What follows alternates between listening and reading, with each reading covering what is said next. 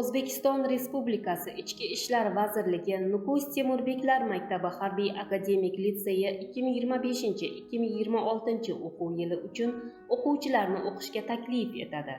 Nukus Temurbeklar maktabi harbiy akademik litseyida o'qish istagini bildirgan O'zbekiston Respublikasi hududidagi barcha viloyatlar va Qoraqalpog'iston Respublikasi hududida yashovchi umumta'lim maktablarining 9-sinf bitiruvchilaridan arizalar 2025-yil 1-apreldan 30-aprelga qadar tuman ichki ishlar bo'limlari tomonidan qabul qilinadi.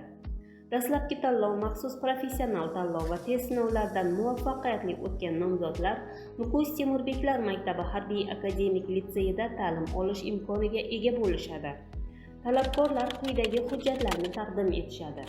Hududiy ichki ishlar organining rahbari nomiga ariza, so'rovnoma, o'qish joyi va mahalla fuqarolar yig'inidan tavsifnoma, tarjimai hol, tug'ilganlik haqida guvohnoma yoki pasport nusxasi, mudofaa ishlari bo'limlarida ro'yxatda turishi to'g'risidagi ma'lumotnomaning nusxasi, fanlarni o'zlashtirishi to'g'risidagi o'qish joyidan ma'lumotnoma, 3x4 cm o'lchamdagi 6 ta fotosurat hamda 9x12 cm o'lchamdagi 2 ta fotosurat.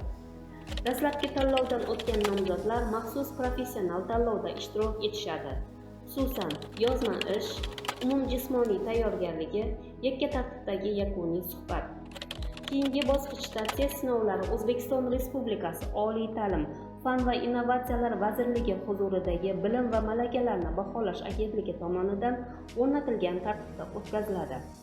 Xalqaro va respublika fan olimpiadalarining g'oliblari belgilangan qabul kvotasi doirasida, shuningdek, o'z xizmat vazifasini bajarish chog'ida halok bo'lgan hamda jarohatlanish natijasida nogiron bo'lib qolgan harbiy xizmatchilar, huquqni muhofaza qilish organlari xodimlari va favqulodda vaziyatlar vazirligi qutqaruv bo'linmalari xizmatchilarining farzandlari kvotadan tashqari, yetim, ota-ona qarovisiz qolgan, ijtimoiy nosog'lom oilalarda yashayotgan, davlat va jamiyat ko'magiga muhtoj bo'lgan, joriy yilda umumta'lim maktablarining 9-sinfni tamomlagan, voyaga yetmagan yoshlar bilan ishlash bo'yicha hududiy idoralararo komissiya tavsiyasi hamda tegishli vazirlik va idoralar rahbarlarining qarorlari asosida kvotadan tashqari belgilangan kvotaning 5% dan ko'p bo'lmagan miqdorda o'qishga qabul qilinadi.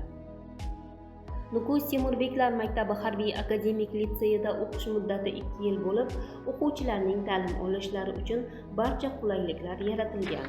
Xususan, o'quv yili yakunida litsey o'quvchilari B va C toifadagi guvohnomalarni olish uchun sertifikatni qo'lga kiritadilar. Shuningdek, litsey binosida internet tarmog'iga ega bo'lgan axborot resurs markazi, 200 o'ringa mo'ljallangan o'quvchilar turar joyi hamda 200 o'rinli oshxona o'quvchilar ixtiyorida.